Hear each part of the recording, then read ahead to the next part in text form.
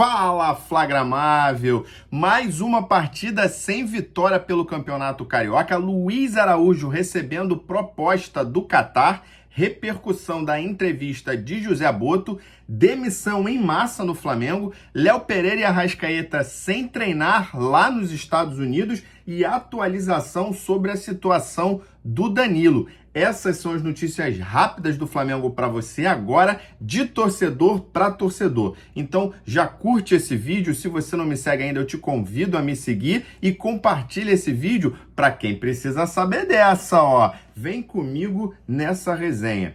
Bom, falando aqui um pouco sobre esse jogo horroroso, Flamengo 1, Madureira 1 pelo Campeonato Carioca, pela segunda rodada. Mais uma vez o Flamengo não consegue vencer, o Flamengo abriu o placar, mas aí num pênalti ali meio bobo até, o Flamengo toma um empate e nada mais aconteceu. Um jogo muito apagado, que teve um destaque aí do Thiaguinho, que é esse jogador que o Flamengo já tem um tempo, todo início do ano a gente volta a falar sobre ele, a gente vê o nome dele, você deve estar lembrado dele aí, Flagramável. Ano passado também fez um gol contra o Nova Iguaçu, ele desencantou, marcou um gol bonito numa jogada ali do menino Ryan Lucas, deu um drible ali, um passe, uma jogadinha ensaiada ali. Quem viu esse lance poderia até pensar que o Flamengo ia começar a desenvolver esse toque de bola, mas ficou só nisso. Um belo gol do Thiaguinho, ele que é da Paraíba, então para ele foi um gol muito especial. Mas o que eu posso dizer assim de resumo é que fica claro que Carlinhos, principalmente, e Pablo, eles não conseguem mais vestir a camisa do Flamengo, não dá mais, né? Jogadores aí que vinham atuando no profissional, o Pablo estava no Botafogo, aí quando tem a oportunidade de jogar um campeonato como o Carioca, ao invés de eles se mostrarem como protagonistas, mais uma vez passam apagados. Então assim, tem muita gente que reclama que não tem oportunidade. Eu venho falando isso nos jogos, nos vídeos anteriores sobre esses jogos. Jogos importantes para quem não tem muita oportunidade e parece que os caras não aproveitam. Muitos erros bobos, claro. Esse time do Flamengo aí é uma grande mistureba, né? Não dá para levar a sério, não dá para torcer, você parar seu dia ali para ver um jogo desse. A gente sabe que tem sub-20, tem reserva, tem jogador que tá voltando de empréstimo, então não tem nenhum técnico, né? Porque não é o técnico que treina esses caras. Então, a verdade é que não dá para levar, cobrar muito desse time, mas tem coisa que a gente queria ver. Por exemplo, o Lohan, que, no final do ano de 2024, veio entrando em muitos jogos. A gente queria ver mais o Lohan como protagonista. Mais uma vez não solta a bola, até arriscou uns chutes de longe, umas boas defesas do goleiro do Madureira, mas ficou muito nisso, né? Trazendo aqui uma informação que o Flamengo quer se livrar do Pablo, o Flamengo quer vender o Pablo, mas parece que a vontade do Pablo é cumprir o seu contrato. Afinal, quem é que não quer, né? Um salário bom, um time que paga em dia, mas não quer sair do Flamengo. O contrato dele vai até o final do ano, ou seja, provavelmente vai sair de graça. O Flamengo não vai conseguir nenhuma grana em cima do Pablo. Mas, assim, de fato, não dá para contar com ele. Hoje ele não falhou muito, né? Mas a gente percebeu que ele podia ter dado um pouco a mais ali como capitão, como um jogador com experiência, mas ficou muito como um jogador mediano, né? Um jogador mais pro nível desses times pequenos que a gente enfrenta no Campeonato Carioca.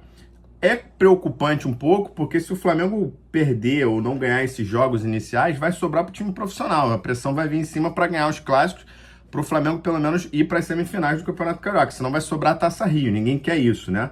Mas a gente tem que sempre colocar na cabeça que o mais importante são outros campeonatos. O Campeonato Carioca tem que ser um campeonato que a gente não tem que pressionar. A gente sabe que o Flamengo, quando entra em campo, tem pressão, mas a gente tem que começar a mudar essa mentalidade. Falando um pouco aqui da entrevista do José Boto, né?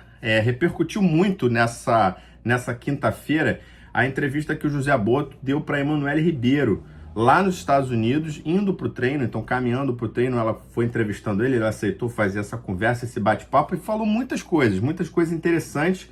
Ele começou falando sobre a fase de adaptação, que está sendo um pouco difícil, ainda não sabe o nome de todos os atletas, não associa o rosto com o nome deles. Uma coisa é ver pela televisão, outra coisa é ver pessoalmente, mas ele disse que está acima das expectativas, do que ele viu dos jogadores, da comissão, das instalações do Flamengo, que ele teve uma rápida passagem lá, ele tem gostado do que ele tem visto, ele tem se adaptado muito rápido. Ele falou muito sobre ter um scouting, né? Porque ele vem disso, ele é diretor de futebol hoje no Flamengo, mas ele está vindo da área do scouting, e ele quer reformular o scout do Flamengo. Ele deixou muito claro aqui que não tem nada errado totalmente, nem totalmente certo. Ele só quer um scout com a cara dele, né? Com a sua tecnologia, ele usou essas palavras, né? Ele falou que essa janela de transferências não foi feita da melhor maneira possível, porque tendo ali o contexto, né? Eleições, ou chegando em cima da janela, não teve tempo para planejar. Mas ele disse que a próxima janela de transferências, essa sim vai ser um pouco mais no perfil que ele quer. Ele falou sobre perfil de jogadores, falou que o grande perfil é um perfil, na verdade, que se enquadra no modelo de jogo do Flamengo. Então, independente do local que ele venha, como o Juninho, por exemplo, que vem do Azerbaijão, ele tem que se enquadrar no estilo de jogo do Flamengo, que é isso que ele entende como boa contratação. Falou que a grande prioridade agora, no momento, pela questão financeira do Flamengo, é manter o elenco, né? Ou seja, manter os principais jogadores muito mais do que contratar. A gente sabe que o Flamengo tem pelo menos aí 2 times bons, né? Que conseguem competir em alto nível. Mas falou que não precisa nem ter doutorado para saber que a parte mais importante é contratar um zagueiro. Zagueiro, então, nesse momento é a prioridade do Flamengo em termos de contratação. Falou também um pouco sobre as funções dobradas no Flamengo, né? Ele usou uma expressão muito peculiar, funções dobradas, querendo dizer que tem muita gente fazendo o mesmo trabalho e que isso necessita de enxugar, né? O Flamengo precisa enxugar esse departamento de futebol. Ele foi perguntado sobre como ele viu o departamento de futebol comparado com os clubes da Europa. Ele colocou um pouco da opinião dele, mas é que eu dou a minha, né? Porque assim, ele passou pelo Benfica, mas ele estava na Croácia, né? Então, por mais que ele viva na Europa, não necessariamente ele conhece todos os departamentos de futebol dos grandes clubes da Europa. Não é porque o cara nasceu na Europa, vem da Europa, que ele conhece tudo. Ele estava na Croácia. É a segunda, terceira ou quarta prateleira da Europa. Então, você também não pode dizer que ele é um grande conhecedor. É claro que viver na Europa ali faz uma certa diferença, mas ele disse que não deixou nada a desejar, né? Que ele consegue ver pontos a melhorar, mas ele também consegue ver qualidades aqui no que a galera vem fazendo, no que a antiga diretoria vinha fazendo. Não sei se ele foi político nessa resposta, mas me pareceu ser sincero, na verdade. Falou também sobre a volta do futebol de rua, né? Porque ele deu essa entrevista falando que o Brasil perdeu um pouco dessa qualidade, dessa essência, né, do futebol moleque, do futebol alegre, que copia muito o europeu. E ele coloca que não é que tenha que voltar a ser isso e descartar a modernidade, mas ele falou que tem que ter um equilíbrio, né?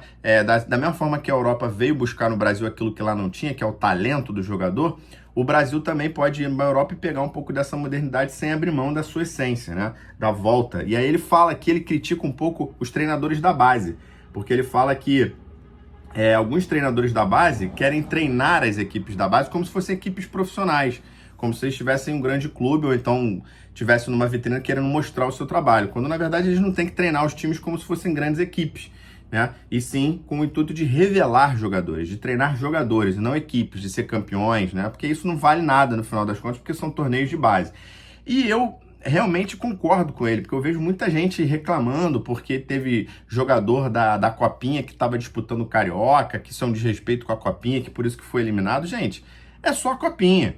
É legal ganhar, é legal zoar quem tem Copinha, quem não tem Copinha, mas assim, a verdade é que não vale nada pra gente. O time que comemora a Copinha é um time que pensa pequeno.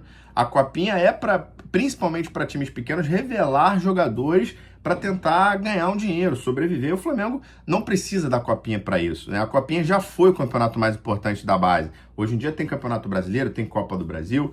Enfim, no final das contas, a Emanuele tentou cobrar, tirar dele, né, um pouco da informação de possíveis contratações, de quem estaria na mira. Ele brincou falando que o CR7 está na mira, o Messi está na mira, o Ney está na mira, e disse que não pode falar um pouco de contratação, por mais que quisesse agradá-la, porque senão estaria prejudicando o Flamengo. Então, me pareceu muito sóbrio, muito consciente do que ele estava falando. Foi uma entrevista que ele deu para o GE, então se você quiser acompanhar, é só você entrar lá, você tem o vídeo e tem ela por escrito, muito interessante. Falando um pouco do Flamengo aqui nos Estados Unidos, galera, Arrascaeta e Léo Pereira não treinaram à parte, mas calma que eles não se machucaram, eles estão apenas fazendo um trabalho na academia, até porque o Arrascaeta foi operado, não sei se você lembra, o Arrascaeta não terminou a temporada, então ele terminou a temporada fazendo uma operação e agora ele está sendo preparado para o jogo da Supercopa contra o Botafogo em fevereiro. Então é capaz até de o Arrascaeta não jogar esse jogo contra o São Paulo e quando voltar aqui para o Brasil também não disputar o Carioca até esse jogo em fevereiro. Então, por isso, treinando na academia. O Léo Pereira, a mesma coisa, né? Um pouco menos, porque o Léo Pereira não teve lesão nem operação, mas ele estava sendo poupado. E o trabalho que está sendo feito lá está muito interessante nesse sentido para não desgastar os jogadores. Então eles treinam no primeiro período da manhã, na parte da tarde eles ficam livres ali para poder fazer o que eles quiserem, até porque a família deles está lá também. Falando um pouco agora de Brasil, demissão em massa no Flamengo. Olha, foram 27 demissões ao todo. Entre jogadores, diretores, treinadores, né? Na verdade, entre diretores e treinadores, porque parece que 30 jogadores de toda a base do Flamengo também deixaram, né? Teve muito choro nessa quinta-feira no Ninho do Urubu, muita gente nas redes sociais também falando que o Flamengo tá fazendo errado, que são grandes profissionais. É isso que o José Boto falou, gente, né? Funções dobradas. A gente percebe que o Flamengo tava com um inchaço de gente. Muitas pessoas fazendo o mesmo trabalho, né? Os famosos aspones, cabide de emprego. E um clube grande, ele não pode perder dinheiro dessa forma. Então, por mais que tenham pessoas ali que precisam também trabalhar, o clube tem que pensar em si, né? Não pode ter 3 pessoas fazendo a mesma função. É uma coisa que a gente se pergunta basicamente, nos mais famosos, na diretoria antiga. O que fazia o Bruno Spindel e o que fazia o Marcos Braz? Na minha opinião, os dois faziam mais ou menos a mesma coisa. Então, assim, para que dois caras, né, desses, né? E algum ali até não receber salário, mas você vai ver que isso vai ter em várias funções no Flamengo. Então, essas demissões aí, que aparentemente parece uma coisa triste, na verdade é o Flamengo tentando fazer uma reformulação. E, aliás, o Flamengo lançou uma nota para falar dessas demissões, falando que está reformulando a base e melhorando os padrões. Por isso, precisou fazer essas demissões, adotando práticas mais modernas, replicadas em clubes no mundo, os principais clubes no mundo. Então aí o Flamengo evitando esse inchaço, né? Corrigindo um problema da diretoria do Landim. Falando do Danilo, para a gente terminar o vídeo aqui, rapaziada, o Alexandro deu uma entrevista nessa quinta-feira, falou um pouco dos gramados sintéticos, da diferença do futebol europeu para o brasileiro, que o principal que ele percebe são os campos muito ruins, que na Itália não tinha muito isso, não tinha muito campo sintético, é que ele vê que o dono da casa tem vantagem quando joga no campo sintético, e falou um pouco sobre a profissionalização, né? Todo dia está sendo um jogador entrevistado, então ficou uma expectativa do Alexandre, porque ele é muito amigo do Danilo, né? Jogaram juntos em vários clubes aí, no Santos, no Porto, na própria Juventus, então ficou essa expectativa, e a informação que a gente traz aqui é do Corriere della Sera, né? Que é um jornal italiano, trouxe a informação nessa quinta-feira de que a esposa do Danilo está pressionando o Danilo para voltar ao Brasil. Então, mais um ponto aí. Lembrando que o Danilo faz 34 anos esse ano e vem para jogar na zaga. Então, é para ficar ligado. Aliás, quero saber a sua opinião. Você traria o Danilo se a Juventus liberasse, estivesse dentro dos padrões? O que você acha de ver o Danilo vestindo vermelho e preto? Para acabar o nosso vídeo, falando de Luiz Araújo, ele recebeu uma proposta do Catar, galera, do Al Rayyan, que é o time do Arthur Jorge, o ex-técnico do Botafogo, sondando. O Flamengo, na verdade, não fez uma proposta, né? Ele sondou a situação e o Flamengo respondeu de pronto que não tem interesse em vender, que o valor dele é muito mais alto do que o valor que o Flamengo pagou, tirando ele lá dos Estados Unidos, e que não tem interesse em negociar o jogador. Até porque o Boto falou que nenhum jogador titular ou importante seria negociado nessa janela de transferência. Então, apesar de os jogadores do Flamengo estarem recebendo proposta, ninguém tem como evitar isso, eles não vão sair. Então, a gente pode ter essa tranquilidade. Pelo menos até o Mundial, a gente vai ter aí o time principal do Flamengo à disposição. É isso, Flagramável. Se você gostou desse vídeo, deixa seu like aí. Comenta o que você achou. Se você ainda não me segue, eu te convido a me seguir para você não perder outros conteúdos como esse. E compartilhe esse vídeo com outro flamenguista, com grupos de flamenguistas que gostam dessa resenha de torcedor para torcedor. Nos vemos no próximo vídeo. Abraço!